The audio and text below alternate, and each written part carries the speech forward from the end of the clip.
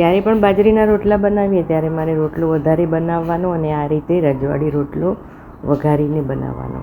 તો રોટલાના ટુકડા કરી કટરમાં ક્રશ કરી લેવાના, જેથી કરીને એક સરખો ક્રંચ આવશે. તેલમાં રાઈ, જીરું, મસળેલો, અજમો, હિંગ, મીઠા લીમડાના પાન, કાપેલા લીલા મરચાં ઉમેરીને ડ્રાય થવા દેવાના. ત્યારબાદ રોટલો ઉમેરીને ધીરા તાપે એને બધું મિક્સ કરી 3 મિનિટ સુધી શેકી લેવાનો છે.